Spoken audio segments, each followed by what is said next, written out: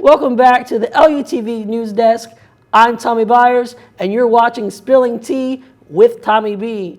My guest today is my longtime friend, Micaela Moreno, who is a Latin American dancer here in Southeast Texas. Micaela, you and I go way back. We originated at Lamar Orange, and we were both on the debate team. How have you been since our time on the debate team? Oh gosh, I feel like so much has happened. That was, what, 8 years ago? Something like that. Something like that.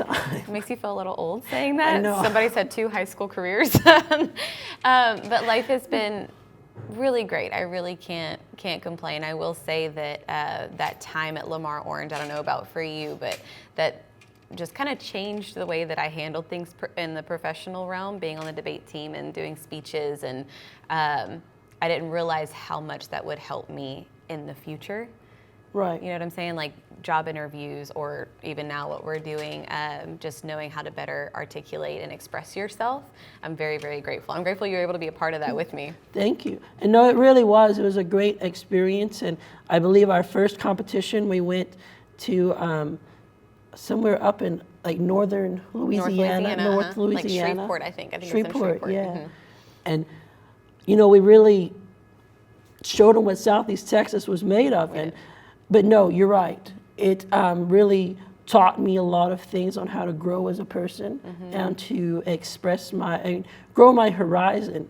And, you know, a lot of times in life, you meet certain individuals and you have to learn how to deal with them, and you can't just always react negatively. Correct. And that's the good thing that I've been able to learn there, and especially here at Lamar University as well. So over those 8 years, you've expressed yourself, and you've really grown in your dancing community. Yeah. So how long? Where did you start, and where did it take you? Yeah. So when we first met at Lamar Orange, I was only a student. So I was still taking classes. I was still learning how to be a good salsa dancer and a good bachata dancer. And I want to say it was about 3 years after that, after Lamar Orange, that I started hosting or co-hosting salsa nights. So that was really fun because I do another Latin art form, which is called folklore dancing, folclórico. So it's a lot different. It's only for the stage. It's you learn like different footwork, different skirt work, but it's not social. You don't have a follow and a lead. So to step into the realm of teaching something that I was still in the process of learning was very humbling, still is very humbling. Right. But it's been wonderful that kind of kick-started, it combined my passion of teaching and dancing, and also being able to share and watch people grow and develop. I feel that that's probably what makes, even our coaches at Lamar Orange, it doesn't make sense sometimes the amount of time and effort that they put into everything, like coaching you on how to speak better, coaching me on how to build an argument. But when you watch somebody develop into a better version of themselves, there's no price you can put on that. So as I stepped into the realm of teaching social dance and Latin dance, I found such fulfillment I didn't even know existed. And so now to date, I have my own studio. I have a private studio called Alegria Latin Dance, where we do folklore and social dancing. And I host 2 salsa nights a month here in Beaumont, and different salsa nights throughout the community from Lake Charles to Baytown. So that's really cool. Thank you. It's been great. It's been great. It's really awesome. And I know, like, our speech and debate coach at Lamar Orange, and then my coach here at LUTV, Gordon, he hates when I talk about him. It's okay. But we love that guy. We love Gordon. But no, he's really taught me a lot, and I greatly appreciate him for that. But whenever you take the folk dance, so is that more of like a theater type dance, or how would you describe it? Yes, so I would describe it in comparison to the 2. It is more theater in the sense that you learn steps and you put them together in a choreography, and you're on stage for people to watch. You're not normally just putting music on and going to dance.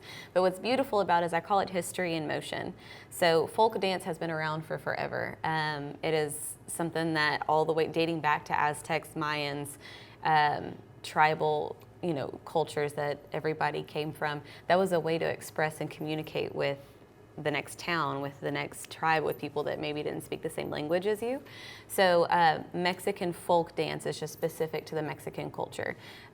There's Irish river dance, there's river dancing, so everybody has their own version of folk. But the Mexican folklore, what it does is it takes different states, and they all have different costumes, they have different dances, they have different styles of music. So I tell all of my students, whenever we're learning, we're not just learning because it looks fun, it looks good on stage.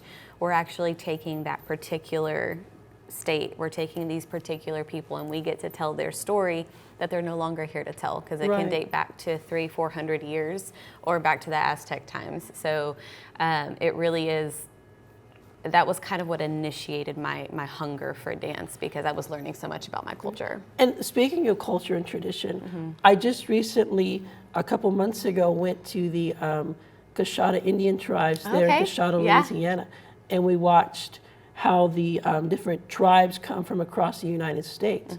And you know, when you think of, oh, there's going to just be folk dancing, but each dance tells a story, and there's a purpose as to why it's happening. And then also, depending on which part of the U.S. you're from, the tradition changes, and it goes along with it, like you said. Absolutely. And I think that also helps to know that, like I said, folk is in every culture. It's in every history. You just got to dig back a little bit.